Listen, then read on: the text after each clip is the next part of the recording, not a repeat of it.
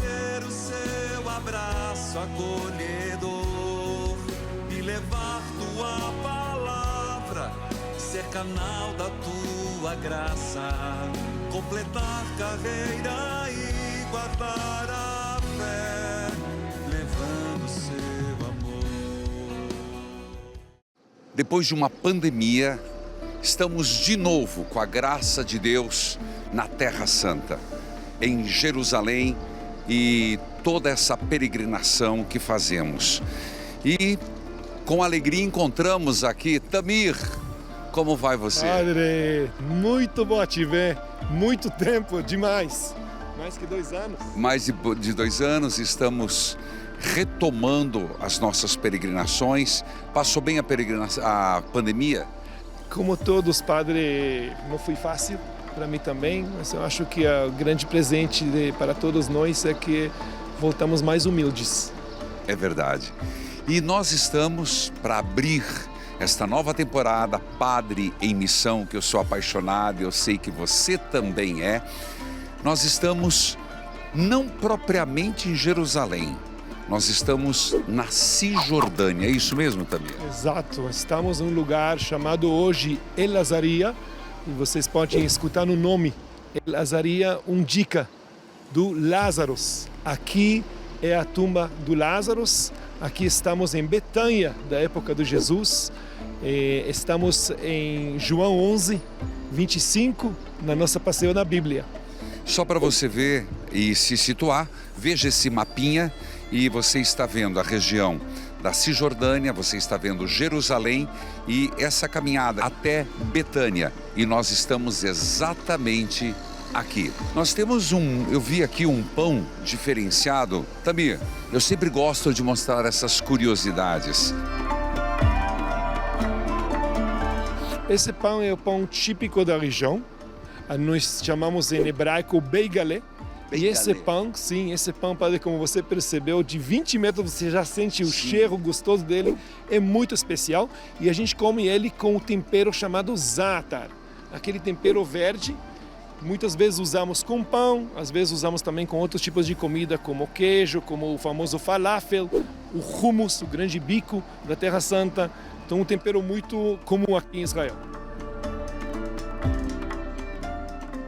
Nossa, tem sal, são especiarias? Tem sal e é muito saudável. Aliás, o za'atar é muito saudável, é uma erva que vamos secando, fazendo um tipo de pó. E esse pó você vai achar até no hotel, Padre, quando tem queijo, aquele queijo famoso labane, sempre vai ter esse tempero acima dela. Abusando do que é? A gente diria que seria, lá seria bolinho de carne. Aqui é o quê? Aqui é a coxinha de Israel. A coxinha de Israel. A coxinha de Israel é o falafel. O falafel pode chegar em bolinhos menores, de grande bico, frito, ou maiores como esse. Isso é o falafelão, né? Falafelão. O falafel grande que se vende sem pita, sem pão. E ele é feito de grande bico com salsicha. Compramos um e vamos experimentar para comer com... Como a gente faz? Olha lá. Vai abrindo esse aqui, você pode ver que ele usou o jornal. Né? Tudo bem, gente, é num jornal, mas... No jornal tem o tempero. Agora você pega um pedaço, o mesmo como fez Jesus na Santa Ceia. Um pedaço com a mão. Acompanhando aqui, gente. Coloca um pouco aqui. E comendo. Esse tipo de cerimônia de comer pão com algo salgado, nós judeus fazemos toda sexta-feira na janta do Shabat. Entendi. Antes de comer qualquer coisa, a família vai lavar as mãos, purificar as mãos. Todo mundo fica em silêncio, não fala nada. Até que o papai junta todo mundo na mesa, certo, tira um pedaço desse pão, agradeça, Baruch atah Adonai, Amotzi lechem min haaretz, abençoado você, nosso Deus, que nos tirou o pão da terra. Aí o pai come e dá um pedaço para todos comer, e aí pode falar. Maravilha. Por favor. Isso é bem, fazemos todo o Shabat. Muito gostoso, muito saudável, uma experiência maravilhosa. Depois de saborear esta iguaria, daremos início a uma verdadeira viagem no tempo. Visitaremos uma série de tumbas funerárias da época de Jesus, localizadas a uma profundidade de cerca de 5 metros abaixo do nível do chão. Neste local, 4 fatos bíblicos muito importantes aconteceram e nós vamos conhecê-los agora. Chegamos aqui em Betânia e nós estamos diante de várias edificações, inclusive de alguns túmulos. E quem vai nos explicar melhor, por favor? Nós estamos, nesse momento, padre, em frente de uma igreja renovada, muito nova, do século XX. Que é da custódia dos franciscanos. Exato. E essa igreja está construída acima de ruínas de 2 igrejas mais antigas. A primeira construída aqui na época bizantina, 324 após o nascimento de Jesus, que foi destruída nas guerras dos muçulmanos contra os cristãos e reconstruída depois pelos cruzados, 1099 anos após o nascimento de Jesus. E acima das ruínas dessa igreja que foi destruída de novo pelos mamelucos, e construíram essa igreja nova, linda, que nós vamos daqui a pouco ver dentro também. Ela é linda demais. Essa igreja não é por acaso que está construída aqui, onde acharam um cemitério judaico da época de Jesus, cemitério judaico de 2000 anos. O túmulo do Lázaro não era o único túmulo no cemitério. Então nós vamos poder ver aqui alguns túmulos típicos da época de Jesus. Um deles, seguramente, é o túmulo do Lázaro. Nós iremos contextualizá-lo na Bíblia. Aqui aconteceram 4 fatos que, inclusive, em painéis belíssimos que nós veremos, estão representados. Um que foi aquele diálogo de Marta e Jesus. Lembra, Senhor, não te importas que a minha irmã fique sentada fique aí sentado, eu tenho tanto que fazer. O segundo fato foi quando Marta e Maria vão receber Jesus Cristo, veremos depois, na morte de Lázaro. O terceiro, a própria ressurreição de Lázaro. E quarto, que foi aquele jantar que não aconteceu na casa de Marta e Maria, mas na casa de Simão, que foi perto daqui, lembra? Daquele nardo puro derramado. Tudo isso veremos depois, então não saia daí, nós continuamos com o Padre em Missão. Mas, por favor, nós estamos aqui com uma igreja, aqui atrás eles estão mostrando o que são aquelas ruínas.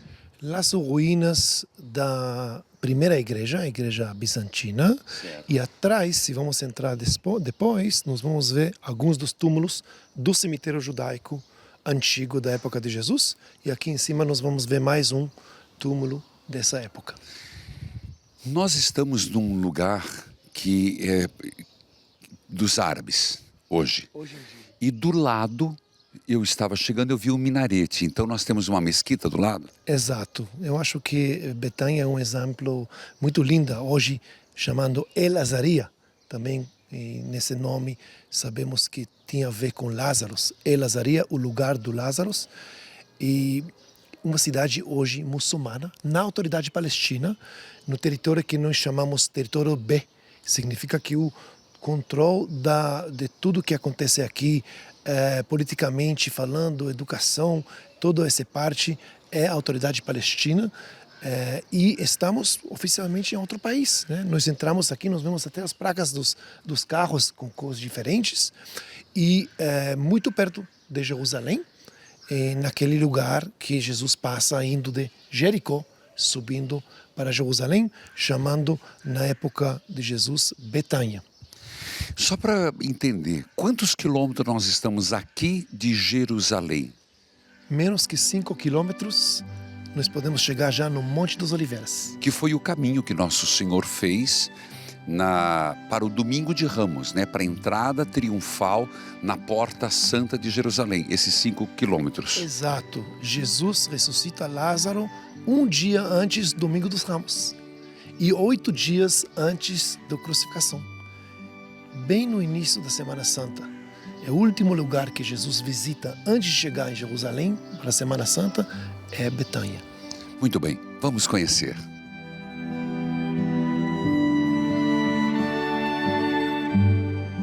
nós iremos mostrar algumas partes desta igreja.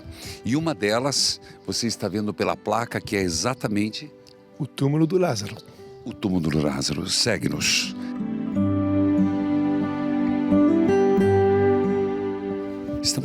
Estamos na rua. Sim, estamos dentro de uma cidade muçulmana e a vida ao redor de nós, como podemos ver, é vida de uma cidade muçulmana. Hoje bem tranquila, porque é sábado. Certo. Os muçulmanos, a hora mais santa na semana deles era ontem às 11. É isso que eu ia perguntar. Hoje nós estamos no Shabat dos judeus. O Shabat é um dia de descanso para os dois. Para os judeus e também para os muçulmanos. A diferença são nas horas santas. Para os muçulmanos, 11 da manhã da sexta-feira é a hora mais santa, mais importante, é a hora que a gente vai ver muitos muçulmanos chegando na mesquita. A mesquita com certeza vai chamar Allahu Akbar, vai chamar o pessoal para reza. Para os judeus, sábado à noite, é o sexta-noite, né? Quando começa sábado, com aquela janta que o judeu vai acender as velas e daí não pode trabalhar, não está aprendendo a trabalhar para 24 horas. Então, sábado é um dia de descanso, a gente pode sentir aqui o silêncio, a tranquilidade de final de semana para os dois povos, especificamente aqui, o povo muçulmano. Aqui nós estamos diante de uma mesquita. Certo. Uma mesquita muçulmana, nesse momento está fechada, mas nós vamos encontrar várias mesquitas aqui nessa cidade, porque 99% dos habitantes dela são muçulmanos. Detalhe importante, você percebe que nós estamos numa escada. Hoje, escada, mas é uma subida, porque nós já estamos indo em direção ao Horto das Oliveiras. O Monte das Oliveiras. Então, este foi o caminho, é isso? 5 quilômetros aqui, seguindo o caminho, seria o Horto das Oliveiras que Jesus Cristo fez. Bom, chegamos num lugar onde não é fácil chegar, não. Não pela subida, mas é porque nós estamos num bairro árabe, uma cidade árabe, um país árabe. Mas aqui o cartão do nosso amigo Tamir abre muitas portas. E nós chegamos num dos túmulos que remonta ao tempo de túmulo de Lázaro, é isso? Sim, exatamente, padre. Aliás, não só o cartão que abre portas, o sorriso abre muitas portas também, ajuda muito o cartão. Nós estamos, sim, em uma cidade muçulmana, mas vamos visitar um túmulo que é muito importante para o mundo cristão. Um dos túmulos do cemitério do Betânia. Porém, poderia ser o túmulo do Lázaro. Vamos seguir, dá uma olhadinha, veja, mostra lá, sacristão, vai lá a coroinha. E vamos lá, venha comigo você do Padre em Missão.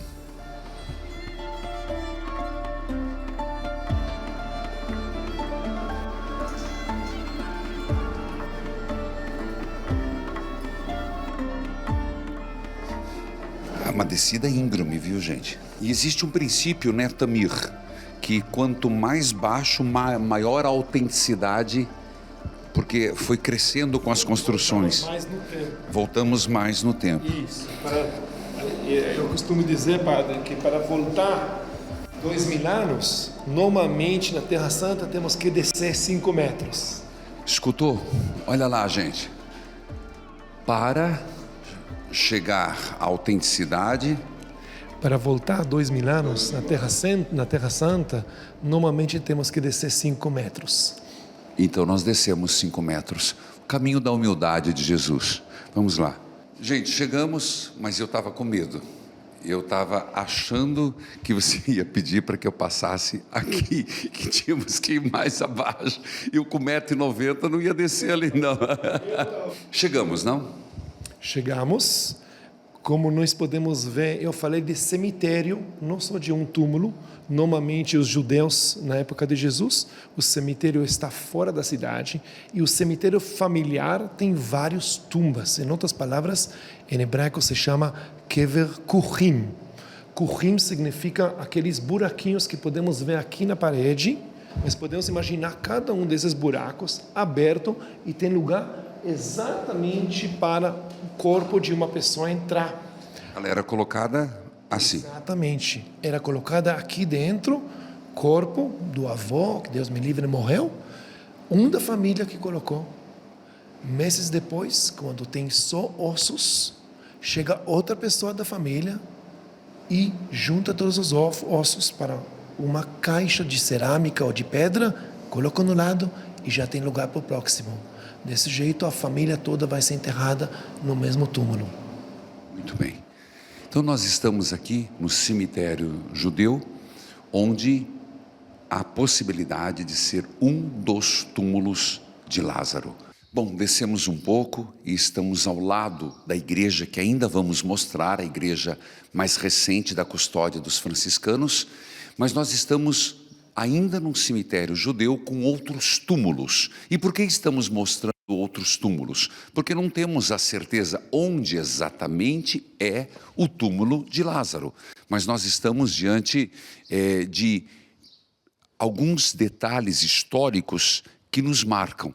Quando chegamos num lugar e encontramos um piso diferenciado, um mosaico, significa que tem uma fundamentação arqueológica. É isso mesmo, Tamir? Exato. Normalmente na Terra Santa, quando encontramos um mosaico, sabemos que quase certeza que estamos falando da época bizantina. Os bizantinos amaram os mosaicos e sempre quando encontramos uma igreja bizantina, ou seja, 324 após Jesus, sabemos que vai ter mosaico.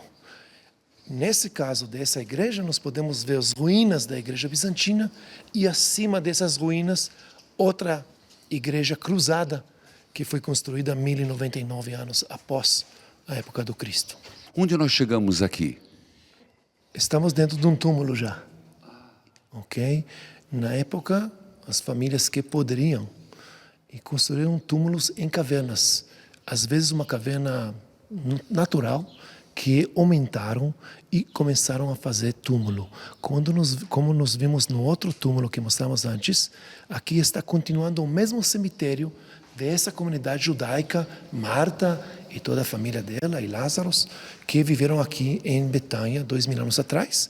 E aqui, continuação desse cemitério, podemos ver mais e mais túmulos que mais tarde, nesse específico lugar onde estamos, usaram essa caverna para outro uso. Para quem está vendo as imagens, nós estamos no que é chamado do Getsemane. Na verdade, por favor, dá a tradução literal.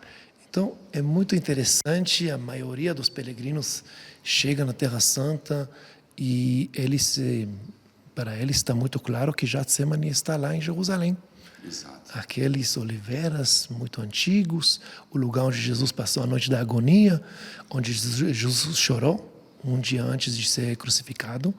E aqui, na Terra Santa, eles entendem que o significado do Getsemane não é um específico lugar.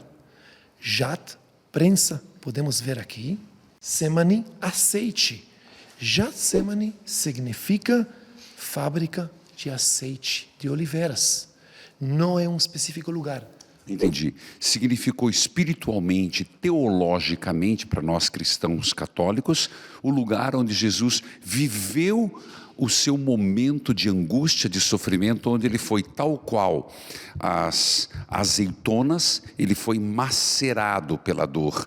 Mas isso é um ato comum, as azeitonas e o Getsemane na vida de um judeu, na época. Exato, padre. Getsemane é fábrica de azeite de oliveiras. Tinha aqui muitos Getsemanes na Galileia, em Nazaré, em Jerusalém e em outros lugares. Claro que o Getsemane em Jerusalém que ficou mais famoso, mais conhecido hoje no mundo. E padre, você falou, tem um detalhe que eu acho super interessante. Jesus, em Getsemane, nós sabemos, passa sofrimento, chora, talvez mostra o lado mais humano dele, ele sua sangue. Isso é exatamente o que acontece com a azeitona, padre, no Getsemane. Para nós poder ganhar aquele azeite que a gente usa para usos espirituais, para usos de remédios, de comida, aquele azeite precioso, nós temos que amarrar a azeitona, matar a azeitona, se quiser, né? De uma forma terrível, né? Amassar. A palavra. Isso, então a azeitona sua também a sangue dela para nós no Getsemane e isso acontece até hoje quando queremos produzir azeite. Essa pedra eu já tinha visto, mas Tamir, eu fiquei curioso, por favor, aqui, Essa aqui já me é estranha. Que é isso? Aqui é simplesmente outra forma de Getsemane. Essa eu não conhecia. O Getsemane mais conhecia, aquela Getsemane que a gente veja lá, a pedra que gira acima da outra pedra. Aqui um outro tipo de prensa. As azeitonas vão estar lá abaixo. E E o que move essa pedra? pedra vai mover com madeira e com corda e usando isso aqui para pressionar. Mas é cavalo? Exatamente, um cavalo, um jumento, o mesmo que vai fazer Primeiro a princípio. pedra girar, pode fazer também essa madeira girar. Nós vamos agora conhecer uma igreja, mas o que será isso aqui, Amir? Eu gosto desses lugares, gente. Esses lugares são maravilhosos. Lugares que você nunca viu isso. Aqui vai dar onde? Aqui nós vamos continuar para dentro do túmulo, desse túmulo familiar aqui. Vamos um pouquinho? Vamos lá. Vem, coroinha. Não cansa não, meu filho. Nós nem começamos o dia ainda, rapaz.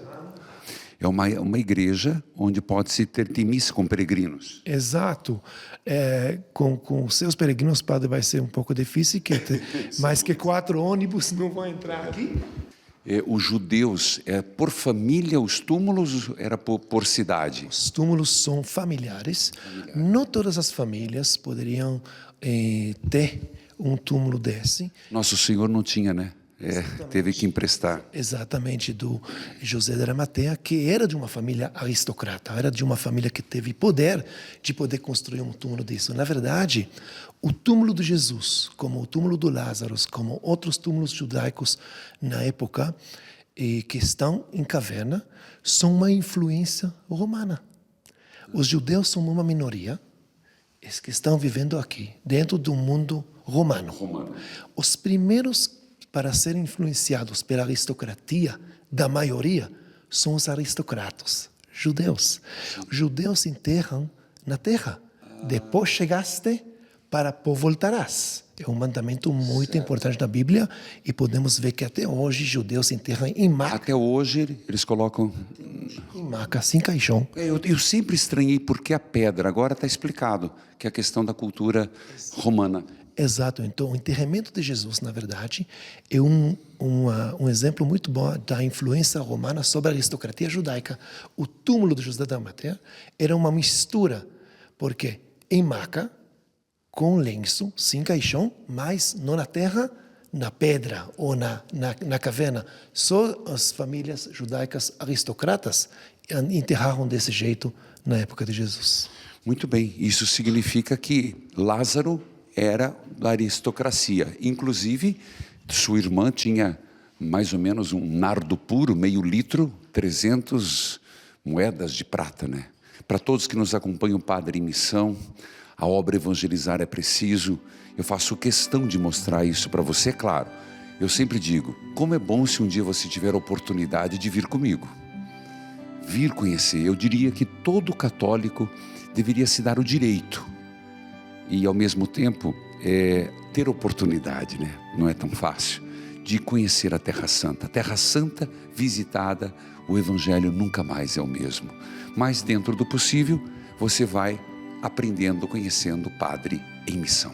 Vamos seguir. Tem ainda a lindíssima igreja que nós vamos ver.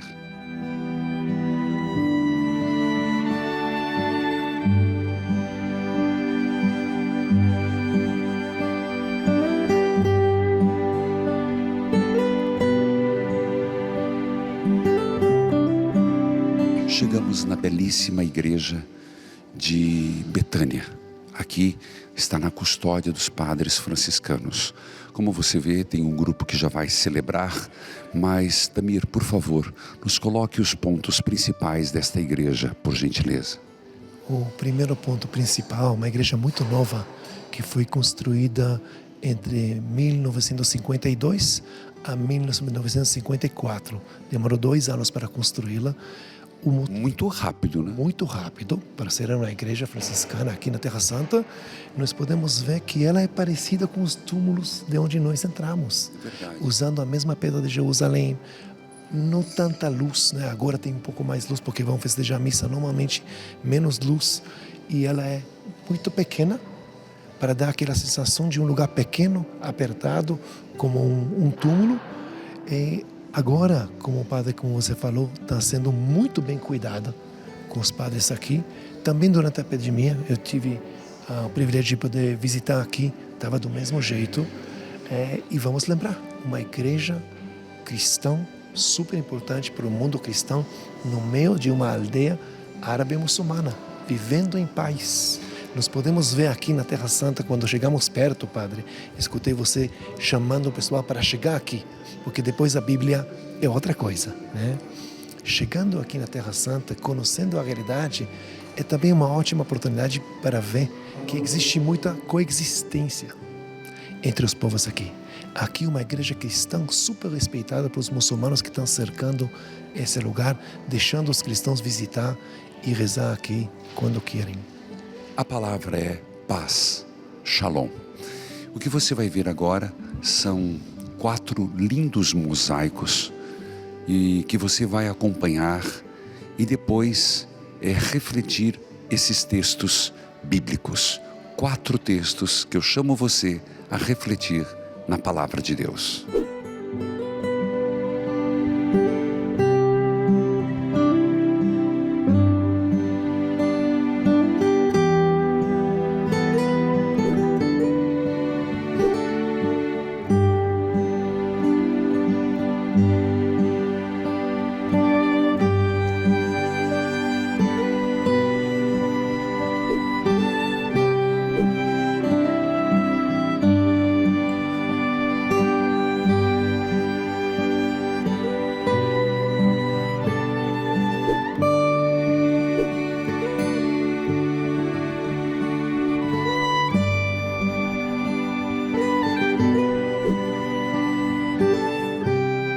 Peregrinar pela Terra Santa é uma experiência que comove a alma do cristão, ao mesmo tempo que fortalece profundamente a nossa fé.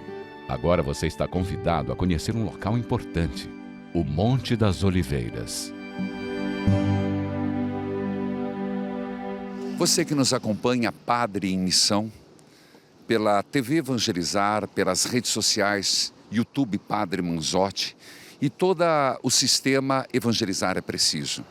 Você deve lembrar de que nós temos o final da vida de Jesus, principalmente narrado por Marcos, mas aqui vamos citar muito Lucas, evidentemente no seu Evangelho e nos Atos dos Apóstolos. Depois da ressurreição, segundo o evangelista Lucas, Jesus, ele apareceu várias vezes para dar confirmação da fé e disse aos seus apóstolos: me aguardem no Monte das Oliveiras, me aguarde no monte onde eu irei me manifestar. E nós estamos aqui, exatamente no Padre em Missão, no Monte das Oliveiras, lembrando, perto do lugar da agonia de Jesus, muito próximo de Jerusalém, como Lucas nos escreve, uma distância que era possível ser feita a pé num dia de sábado, também perto de Betânia. Portanto, nós estamos aqui com o nosso grande colaborador, muito obrigado. Estamos perto de Jerusalém, de fato. Sim, muito perto, na verdade, em frente de Jerusalém, no Monte das Oliveiras. Em frente podemos ver Monte Moriá e Jerusalém Antiga. Aqui Jesus passa várias vezes e, como o padre mencionou agora, chega 40 dias depois da ressurreição e a última vez que ele aparece para os discípulos antes de subir no céu.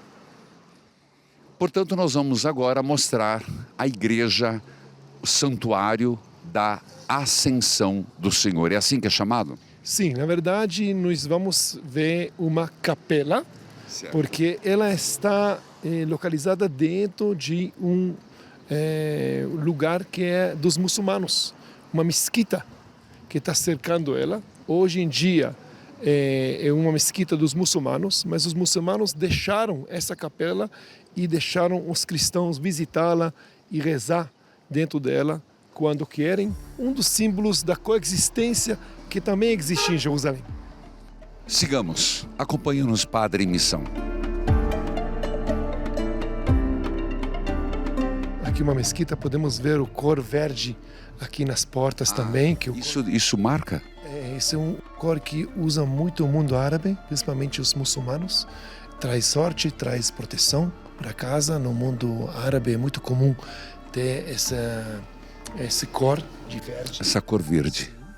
E nós entramos aqui é uma mesquita. Aqui já é uma mesquita, nós podemos ver até alguns muçulmanos rezando aqui. Ah, sim. E aqui dentro nós podemos também encontrar ruínas de duas igrejas. A primeira foi construída pela Helena, a mãe do Constantino, que construiu as primeiras igrejas do mundo. Só um minutinho, eu gostaria de fazer um detalhe, que você tem que lembrar que antes, em 300 anos, os apóstolos, a partir do envio que aconteceu aqui, de fato, pela ação do Espírito Santo, eles conseguiram mudar a história do mundo, do cristianismo no Império Romano, com o Edito de Milão de 312.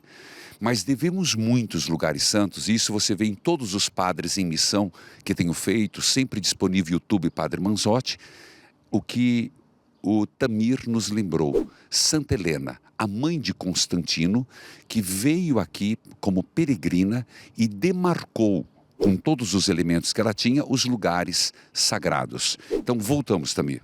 Exato. E falando sobre a Helena, que realmente merece que a gente menciona ela construiu aqui na Terra Santa as primeiras igrejas. Aqui no Monte das Oliveiras é uma delas. Tem outra que ela construiu em Belém e outra é o Santo Sepulcro conhecido. E aqui ela construiu a igreja chamada Eleona. Ela construiu ela acima do Monte das Oliveiras, no lugar onde Jesus subiu no céu, que a gente mencionou depois, 40 dias depois da ressurreição. E aqui, dessa primeira igreja dela, temos só ruínas ao redor de nós. Ela foi destruída na época muçulmana, em 638, e foi reconstruída pelos bizantinos em 1099 após Cristo. Muito interessante, podemos ver nas ruínas da igreja cruzada, podemos ver até os lugares onde poderiam amarrar os cavalos. Ok? Perfeito. Podemos ver que era não só a igreja, era como uma fortaleza, um lugar que controla, um lugar de onde você pode controlar a região. E os cruzados usaram, claro, como a igreja, mas também como lugar de proteção nas batalhas deles contra os muçulmanos. Gostaria de chamar a atenção, você vai ver daqui a pouquinho, Padre Missão, a famosa pedra onde, segundo a tradição, tem os pés, último lugar onde Jesus tocou antes de subir aos céus. O bispo Arculfo, ele visitou aqui em 670. Trata-se de uma igreja redonda, com 3 pórticos no interior e uma capela também redonda no centro, não fechada à abóbada do telhado. Como assim? Sem telhado? Sim, lembre-se, para lembrar que foi daqui que Nosso Senhor subiu aos céus. Portanto, não ter telhado, uma confirmação deste fato. Vamos seguir com Tamir. Aqui nós estamos, vamos dizer, num primeiro átrio. Seria um primeiro átrio. E nós estamos chegando numa segunda construção. Exato. Nós podemos ver aqui o que se chama, em arqueologia, espólia. Podemos ver pedras de épocas diferentes na mesma construção. Por exemplo, é muito claro que os pilares finos são pilares bizantinos, mas algumas das pedras aqui são da época cruzada. Vamos mostrar. Ô, Coroinha, chega aqui, ó. Para quem está em casa, eu gosto de mostrar. Estamos falando dessas colunas. Tem os capitéis, né? E isso aqui você disse que é do período? Bizantino, 324 após Jesus. 324 após Jesus Cristo. Então são as colunas que eram comuns com os capitéis. E você falava das pedras. E algumas das pedras, incluso também os arcos, podemos ver que são de estilo cruzado, ou seja, 1099 após da época de Jesus. Então, no mesmo lugar, na mesma capela, nós podemos ver uma espólia de várias épocas, várias pedras de várias épocas construindo a mesma capela, e dentro dela, claro, o lugar mais importante, mais santo, aquela pedra original do Monte das Oliveiras. Eu estava lendo, e você vai confirmar, Tamir, a Igreja Católica só tem a permissão de celebrar aqui, não há culto. uma vez ao ano na Ascensão. Se confirma isso? Exato. É uma data que está aceitada pelos muçulmanos. Eles entendem que nessa data é muito importante para os cristãos poder chegar e festejar aqui. E se chama em hebraico Hag Aliyah, ou em português, né, a festa da Ascensão. E é muito lindo ver um cerimônio cristão no coração de uma mesquita muçulmana. Vamos entrar no último lugar aqui na terra onde nosso Senhor esteve antes de voltar aos céus.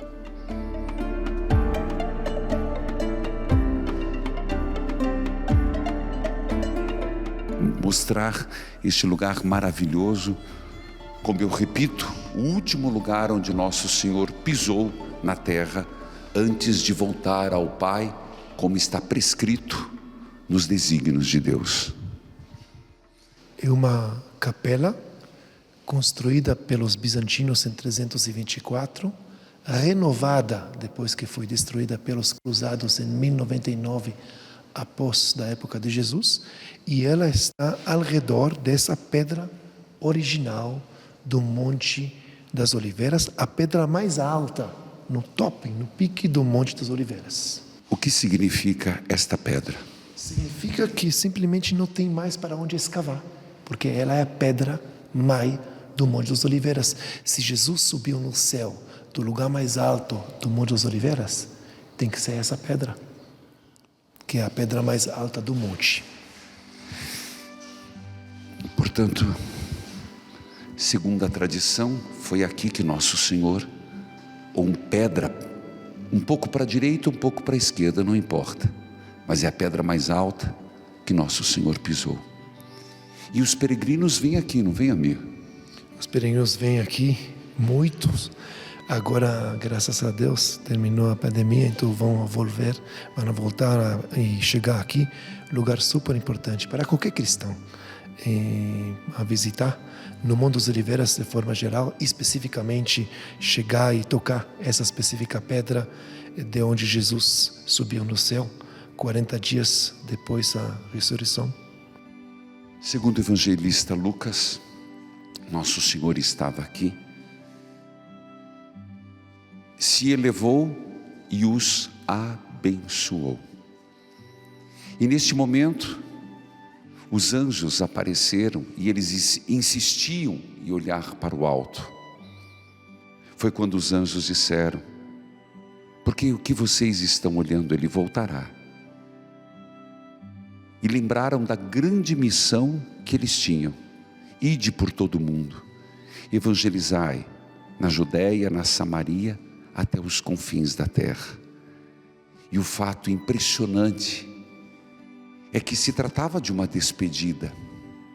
Sim, Jesus estava se despedindo, mas eles logo compreenderam que não era uma despedida qualquer. Era diferente. Se antes ele estava fisicamente, agora ressuscitado, sua presença só mudou de forma. Ele continuaria presente em espírito e verdade, impulsionando-os. O fato é relatado por Lucas, porque depois de se despedirem do Mestre, quem sem fé voltaria alegre para Jerusalém? Quem sem fé sairia daqui feliz com a missão que tinham? Isto só foi possível porque eles entenderam: o Mestre não se foi, Ele continua conosco. Eu estarei convosco todos os dias, até o fim dos tempos. E Ele está conosco. E por isso, saíram daqui na missão. E eu e você, lembremos, não terminou. Aqui começou a nossa missão. Ide por todo o mundo e evangelizai. Você que está em casa me acompanhando, você que me acompanha pelas redes sociais, YouTube Padre Manzotti, TV, não importa. A nossa missão continua. Levar a pessoa de Jesus Cristo. E eles o fizeram. Repito o que há pouco disse. Em 300 anos daqui, lembre-se, Nós estamos no Império Romano. O que significava Jerusalém? Um lugar esquecido.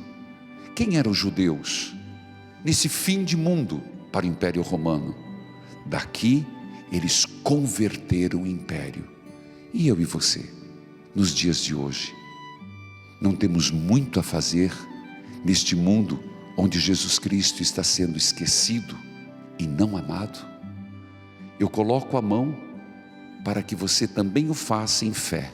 Senhor, eu aceito a missão. Como os teus apóstolos evangelizaram, eu também vou evangelizar. A partir da conversão da minha vida, da conversão da minha família e a conversão do mundo inteiro. Eu não aceito, Senhor, que sejas esquecido. Eu não aceito que o cristianismo se esvazie. Nós temos muito a contribuir para um mundo melhor. Manda teu Espírito Santo, Senhor, sopra sobre nós, dai-nos esta efusão do teu Santo Espírito, porque o mundo precisa te amar, te conhecer e te seguir. Amém. Há um fato importante a ser lembrado aqui, porque quando Jesus ressuscitou, havia uma dúvida: é ou não um fantasma? Que tipo de corpo é nosso Senhor? Glorioso, mas lembre-se, ele trouxe as chagas, então é material. Santo Agostinho diz: quis ele trazer as chagas para mostrar para a eternidade a crucificação, não mais cruendas, mas gloriosas. Mas tem um fato, e o Tamir vai nos lembrar, que ele passou pelas portas fechadas, mas tem algo mais. Tamir. Aqui, Padre, em Lucas 24, se nós lemos o texto em hebraico e também nas outros idiomas, a gente veja que Jesus percebe que aqueles discípulos, aqueles que estão aqui com ele, um momento antes dele subir no céu, estão duvidando ainda, se é ele, se não é ele. Ele pede para eles trazer um peixe, né? Você falou de fantasma, fantasma não come peixe, né? E ele come o peixe em frente deles, mostrar para eles que é ele. Depois ensina e lembra para eles todas as profecias do Antigo Testamento, da lei de Moisés, que ele chegou para realizá-las. E só depois chega o momento que ele vai subir no céu. Ressuscitou, verdadeiramente ressuscitou.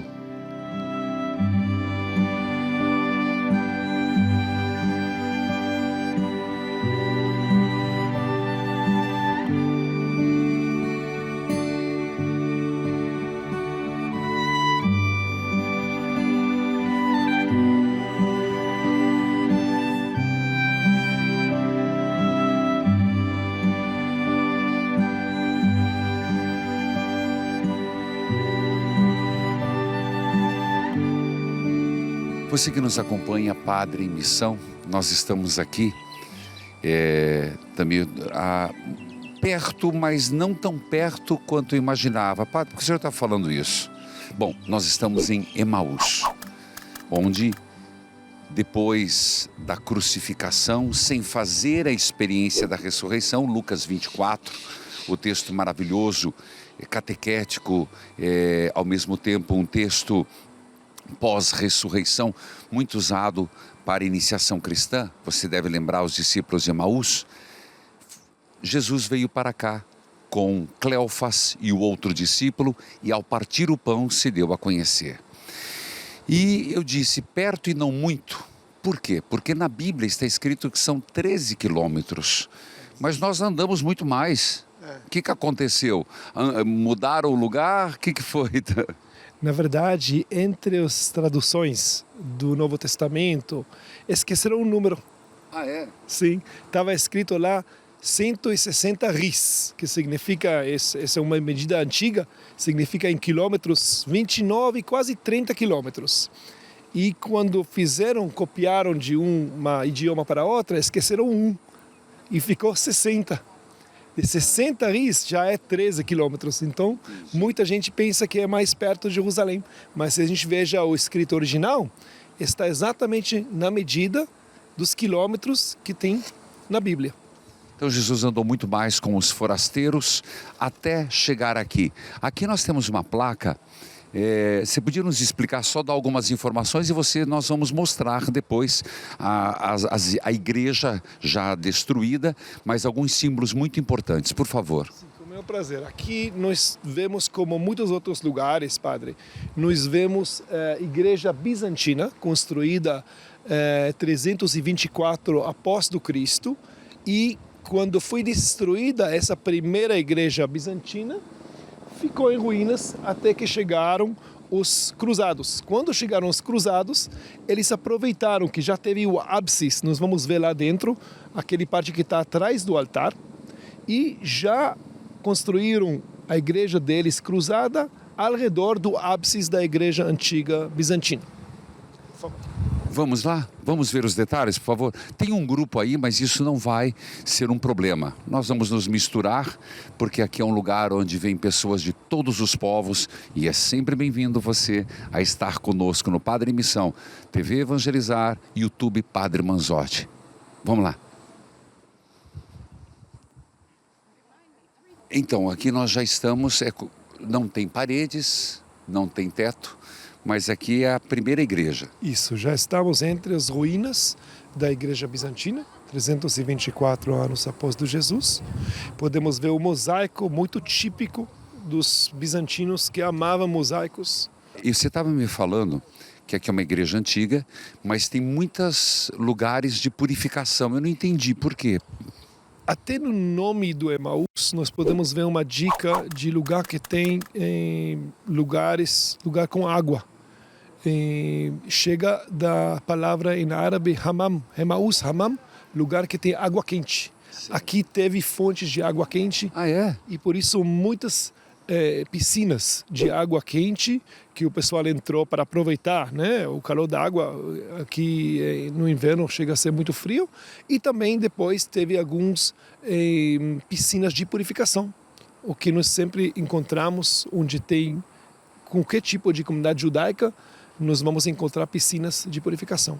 Ali do lado, o que é também uma igreja, né? Mas remonta a um outro período. Exato. Os cruzados chegam aqui em 1099 após do Cristo.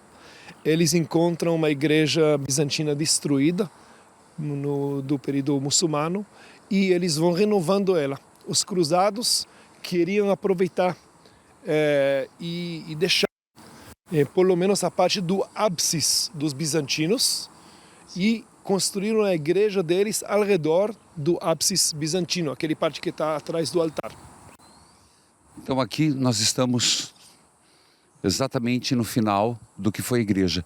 O que você disse que tem ali algo interessante? Muito interessante. Nós podemos ver lá um baftistério e pelo tamanho dele nós vamos poder também pensar que faz mais sentido, se ele é da época bizantina ou cruzada.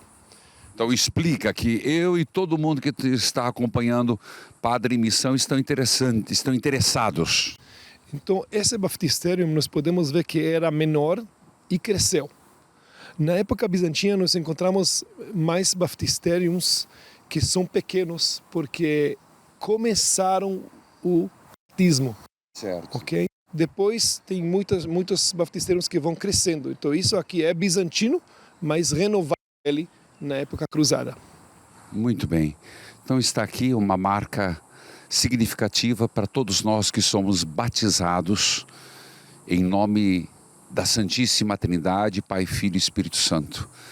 Aproveite essa imagem e perceba, reflita também o nosso próprio batismo. Vamos lá? Capela do Batismo, como está escrito, séculos 5, 6 depois de Cristo. É tempo, é muita história. Chegamos a uma outra igreja, aqui é mais recente que aquela. Aqui, exatamente, padre, acabamos de entrar na igreja cruzada. Ela também foi destruída, como você pode ver, nós não temos mais teto, sim, mas sim podemos festejar missas aqui, muitos festejam missas aqui.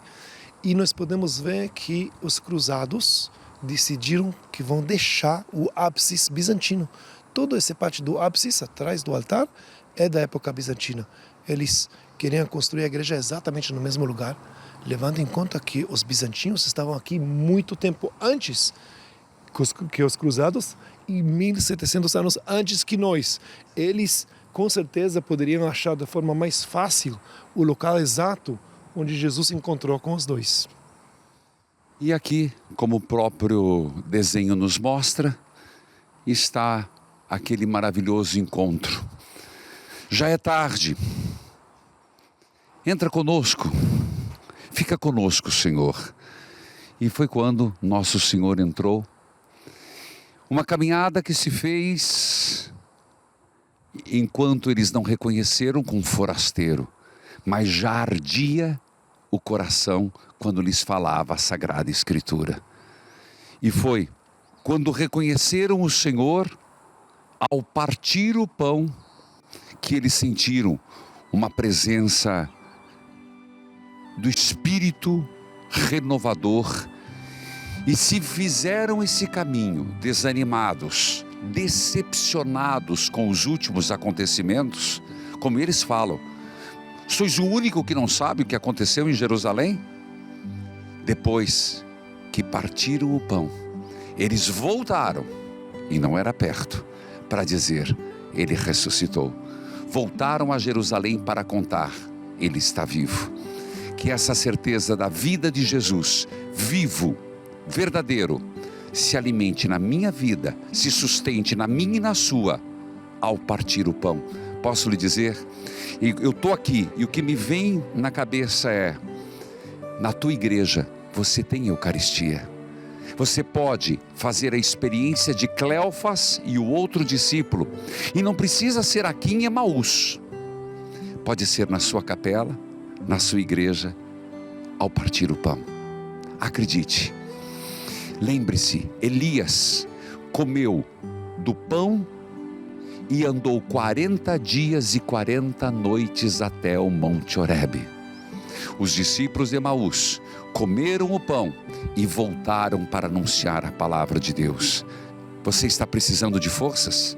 Você está precisando de entusiasmo, de ânimo para continuar a sua jornada aqui na terra até o encontro com Deus? A Eucaristia é o alimento salutar. A Eucaristia, verdadeiramente carne, verdadeiramente sangue, te dará forças, não só 40 dias e 40 noites, mas até o encontro desse porto seguro que é Deus. Emaús, ao partir o pão, se deu a conhecer. E vamos chegando ao final desta primeira parte do Padre em Missão, especial Terra Santa, onde pudemos conhecer comidas típicas, curiosidades históricas e inúmeros lugares significativos para a fé cristã. No próximo episódio, seguimos por aqui, levando até você novas experiências de fé que vão te fazer viver o Evangelho de uma maneira intensa e especial. Até lá!